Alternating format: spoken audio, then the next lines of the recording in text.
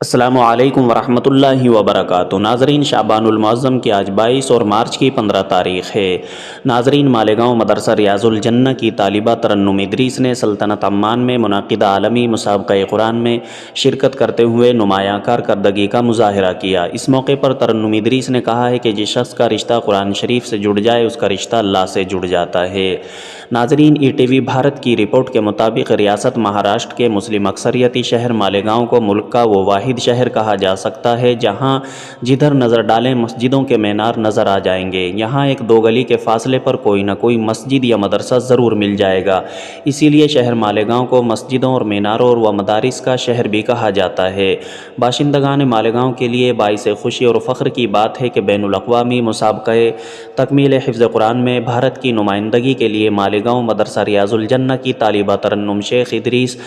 جن کی عمر 16 سال ہے، ان کا انتخاب عمل میں آیا ہے۔ اس مسابقے میں دنیا بھر کے 41 ممالک کی طالبات نے شرکت کی، جبکہ ملک ہندوستان سے ترنم ادریس یہ واحد طالبہ ہے جو مسابقے کے لیے منتخب ہوئی ہیں۔ شہر کے معروف دینی ادارہ مدرسہ ریاض الجنہ محوی نگر مالیگاؤں کے شعبہ حفظ قرآن کریم سے 1.5 سال کی قلیل مدت میں معلمہ ناظمہ انجم کی نگرانی میں فراغت حاصل کرنے والی طالبہ ترنم شیخ ادریس نے جامعہ اسلامیہ اشاعت العلوم عقل کنواں کے ناظم تعلیمات حضرت مولانا حذیفہ وسطانوی کی مکمل رہنمائی اور حافظ جمیل احمد اشاعتی کی کوششوں سے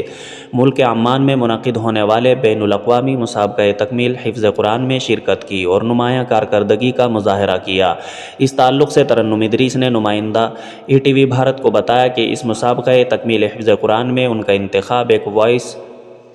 آڈیو کے ذریعے ہوا، جسے عقل کنواں کی معلمات کی رہنمائی میں ریکارڈ کیا گیا اور حضرت مولانا حذیفہ وسطانوی نے بین الاقوامی مسابقہ تکمیل حفظ قرآن کے ذمہ داران تک آڈیو ریکارڈنگ کو روانہ کیا، جس کے بعد ان کا انتخاب عمل میں آیا۔ انہوں نے مزید کہا ہے کہ ان کی دینی و عصری تعلیم دونوں ساتھ ہی میں جاری ہیں، جس سے کافی دشواریاں درپیش آتی ہیں، لیکن قرآن کی تلاوت اور محنت سے ہی یہ مقام حاصل ہوا، کیونکہ مسلسل محنت ہی کامیابی کی کنجی ہوتی ہے۔ اس کے علاوہ انہوں نے کہا ہے کہ مولانا حذیفہ وسطانوی کہتے ہیں کہ جس شخص کا رشتہ قرآن شریف سے جڑ جائے اس کا رشتہ اللہ سے جڑ جاتا ہے، اس لیے سب کچھ چھوڑ کر قرآن سے لو لگا لیں، کیونکہ جس کا تعلق قرآن کریم سے ہو جاتا ہے تو اللہ تعالیٰ بھی ان کا ہو جاتا ہے۔ اس دوران مدرسہ ریاض الجنہ کے ناظم حافظ جمیل احمد اشاعتی نے کہا ہے کہ مدرسہ ریاض الجنہ کو 7 برس مکمل ہو چکے ہیں۔ اس ادارے میں تقریباً 2000 سے زائد طلبہ و طالبات زیر تعلیم ہیں۔ یہاں طالبات کی 5 حفظ کلاسز اور طلبہ کی 6 حفظ کلاسز شروع ہیں۔ انہوں نے مزید کہا کہ یہ ادارہ حضرت مولانا حذیفہ وسطانوی کی زیر نگرانی میں جاری ہے اور مولانا وقفے سے ادارے کا جائزہ لینے مالیگاؤں آتے ہیں۔